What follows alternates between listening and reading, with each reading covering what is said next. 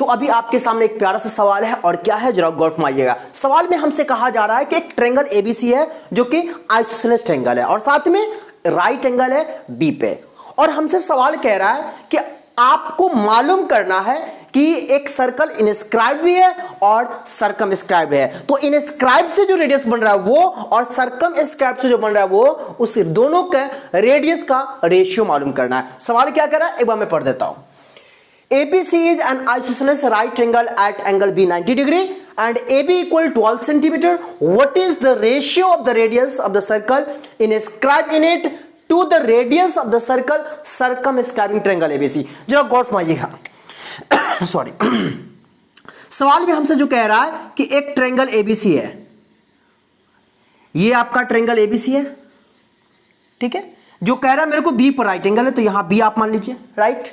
बच गया ये और ये, तो इसमें A इसको मानिएगा तो C इसको मानना पड़ेगा, या A इसको मानिएगा तो C इसको मानना पड़ेगा। मान लीजिए A ये है तो आपका बेशक ये C होगा, ठीक है। जिसमें A भी हमारा 12 सेंटीमीटर दे रहा है, ये आपका 12 है। तो आप हमें जरा बताओ, आइसोसेलेस राइट एंगल ट्रायंगल की बात हुई है, तो बताओ ये साइड और ये साइड हमेशा आपका इक्वल होगा, राइट। तो ये 12 है तो ये भी 12 है। और एक और जरा बात हमें बताइए, जब ये 90 है तो ये एंगल और ये एंगल आपका क्या होगा, 45 होगा। और जब 45 होगा तो आप जरा सोच सकते हो, अगर ये 45 है तो आप इसको 12 ना देके आप इसको क्या दे दो, 1 दे दो। इसको 12 ना देके क्या दे दो, 1 दे दो। आप कहो क्यों? इसलिए बुआ जी कि अगर आप 12 भी मानते हो, ठीक है ना, और आप हाइपोटेनस जब निकालिएगा तो आपका आएगा 12√2। तो ये 12 ये 12 ये 12 यानी आपका 12 तक कॉमन आ जाएगा। तो इसको आसान करने के लिए आप इसको 1 मान लीजिए, इसको 1 मान लीजिए, तो आपका ये क्या होगा, √2 हो जाएगा।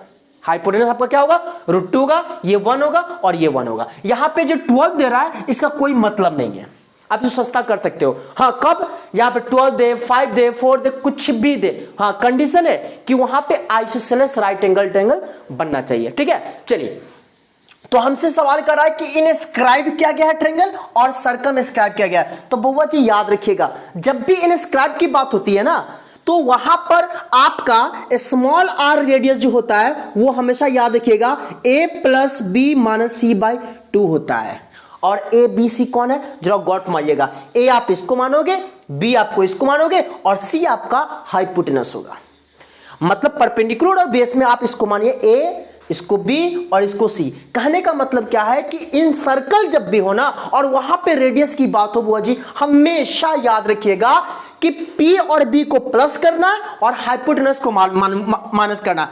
मतलब मैं ये कहना चाह रहा हूं P + B - हाइपोटेनस बाई 2, और ये होता है आपका इन सर्कल का रेडियस, ठीक है। और मैं जब बात करूं सरकम सर्कल का रेडियस की बुआ जी, तो हमेशा याद रखिएगा सरकम सर्कल में क्या होता है, सिंपल हाइपोटेनस का